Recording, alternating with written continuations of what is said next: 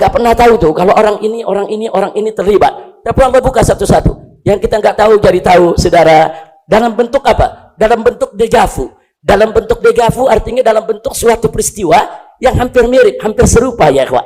Serupa cara menghilangkan buktinya, serupa cara membungkam saksinya, serupa yaitu cara-cara ngebohongnya, saudara. Serupa cara-cara yaitu merekayasa dongeng kasusnya, saudara. Subhanallah. Jadi kalau kita yang melakukan pembalasan belum tentu seindah itu, nggak bakal mampu sehebat itu. Tapi kalau Allah subhanahu wa ta'ala yang sudah melakukan pembalasan, kita akan lihat berapa banyak keajaiban yang akan terjadi. Assalamualaikum warahmatullahi wabarakatuh. Ferdy Sambo, nama yang sebelumnya tidak begitu dikenal, namun belakangan ini tengah menjadi perbincangan publik seusai terbongkarnya drama keji yang disutradarai oleh yang bersangkutan, yaitu perihal tewasnya salah seorang ajudan beliau yang ditembak oleh ajudan yang lain atas instruksi dari Ferdy Sambo itu sendiri. Begitu keji ya, seorang polisi yang seharusnya menjadi payung dan pengayom rakyat namun melakukan sebuah kejahatan. Memang kejahatan adalah hal yang lumrah bagi setiap manusia karena manusia adalah tempatnya lupa dan dosa. Tetapi ini sangat miris karena udah mati difitnah pula dengan berbagai macam skenario, dan skenario itu pun telah terbongkar dan telah mencuat di tengah-tengah publik. Tentu hal ini menuai komentar dari berbagai elemen masyarakat, termasuk tokoh agama, para pengamat politik, para aktivis, termasuk warganet plus 62.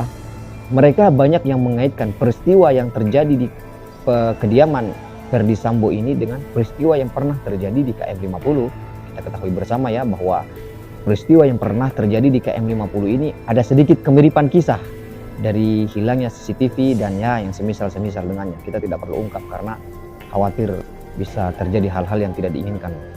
Banyak juga yang bertanya, tentu dari masyarakat dunia maya ya, apakah yang bersangkutan, ya tentu Ferdy Sambo dan kawan-kawan, mengetahui apa sebenarnya yang terjadi di KM 50? Ataukah pertanyaan yang berbeda, apakah yang bersangkutan Ferdy Sambo dan kawan-kawan adalah sutradara juga dari KM 50? Ya tentu itu hanya sebuah pertanyaan, tak perlu dijawab. Hanya sebuah pertanyaan yang mampu menjawab dan yang berkompeten untuk menjawab hanyalah orang-orang yang mengetahui persis hal tersebut. Karena telah menjadi rahasia umum bahwa kasus KM 50 ini adalah kasus yang syarat dengan kepentingan politik tertentu. Ya, ini korbannya satu, Brigadir J, tapi luar biasa gercepnya. Bandingkan dengan kasus yang terjadi di kilometer 50. 6 orang sama penuh kejanggalan.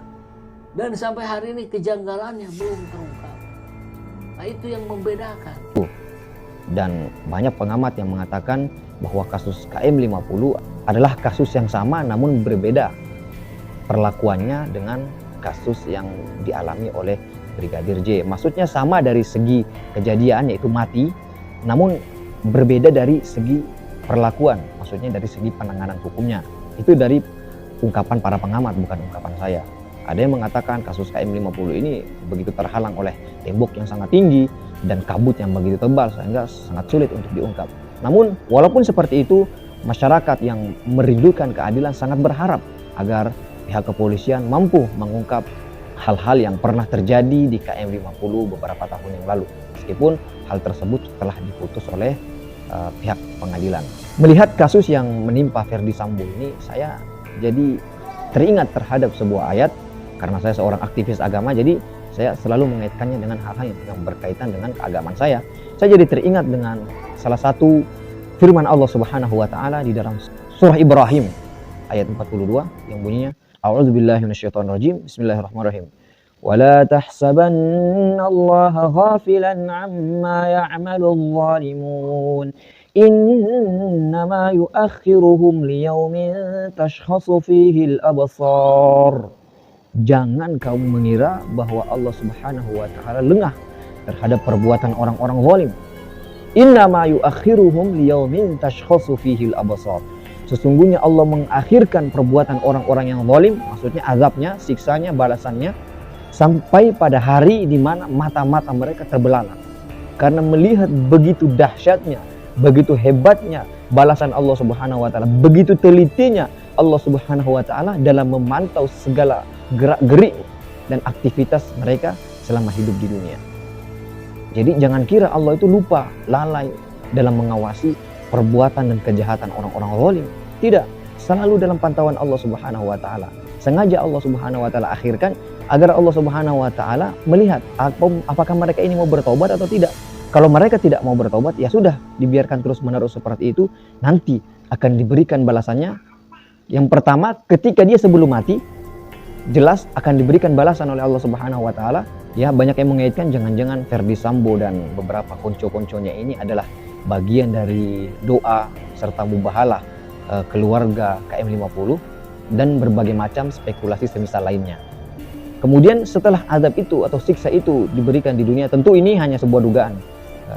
Ya, banyak yang mengaitkan, yang menduga jangan-jangan Ferdi Sambo dan konco-konconya ini terkena mubahalah ataupun sumpah serta doa dari keluarga KM50. Tentunya sebuah dugaan ya.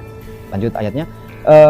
Setelah Allah Subhanahu wa taala berikan azab di dunia, kemudian Allah Subhanahu wa taala segerakan juga azab mereka di hari setelah kematian nanti.